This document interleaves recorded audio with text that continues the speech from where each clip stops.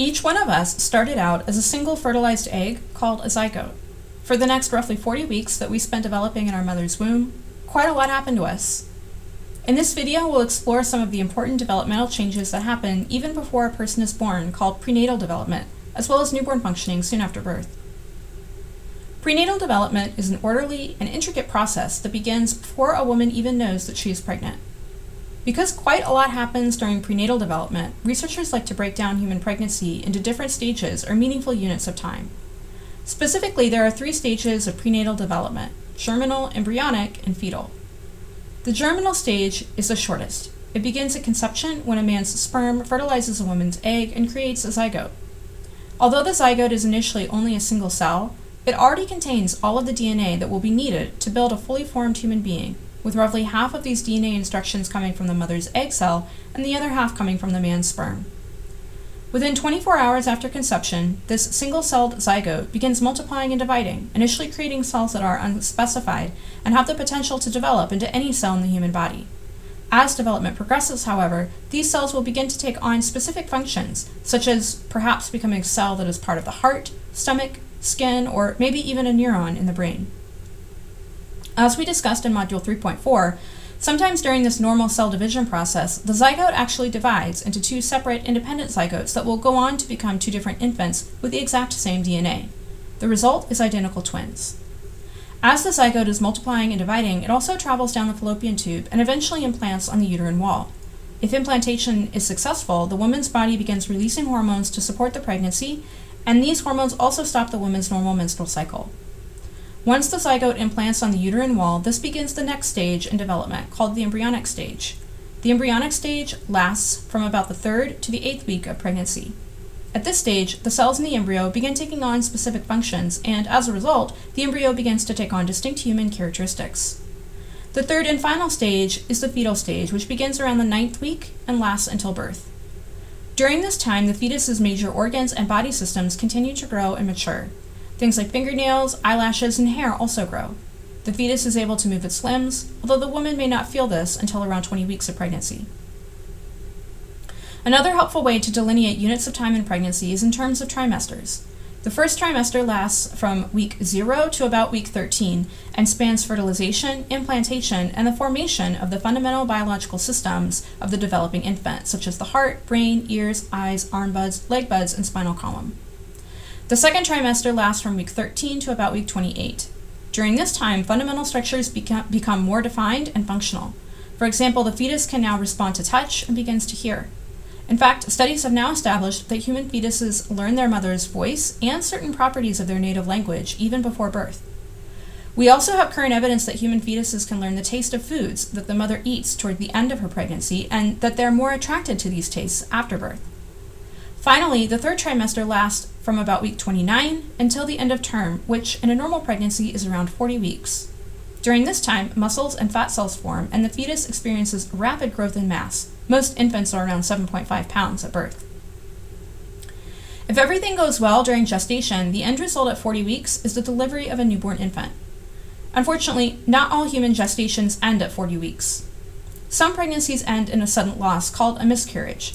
Miscarriages are not uncommon. About 10 to 20% of known pregnancies end in miscarriage, although the actual number is likely higher because many miscarriages happen early on before people realize they're pregnant.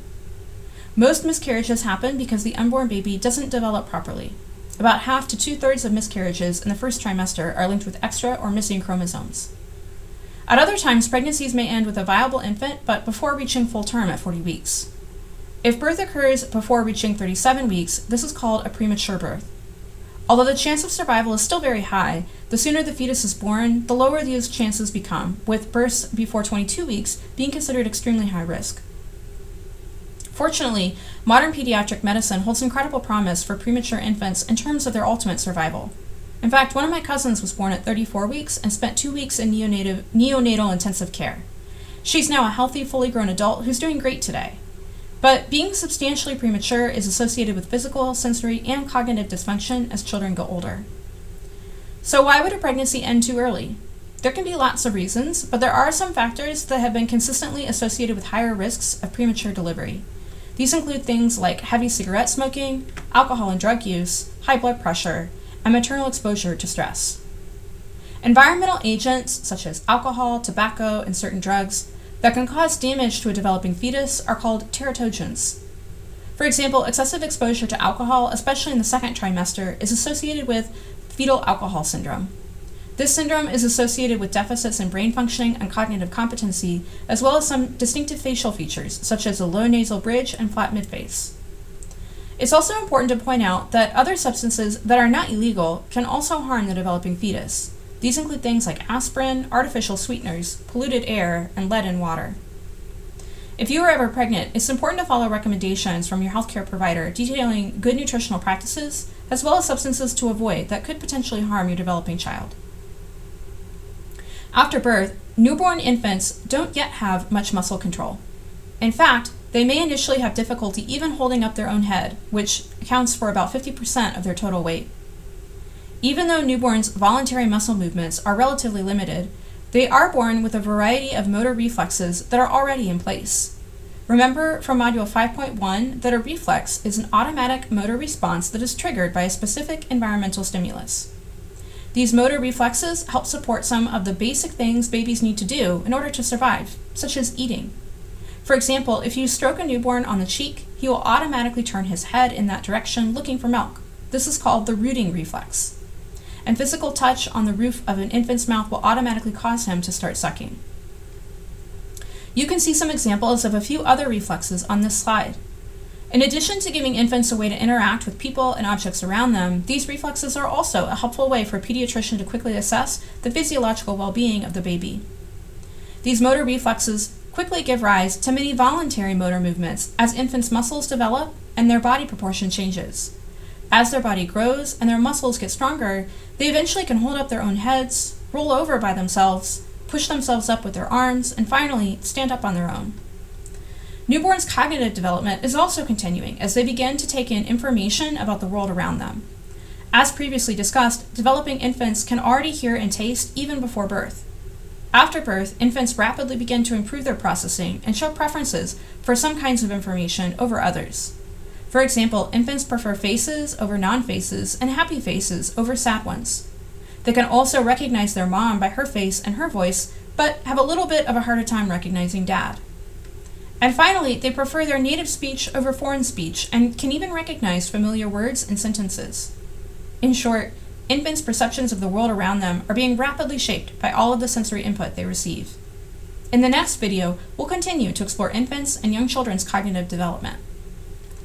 In this video, we discussed prenatal and newborn development.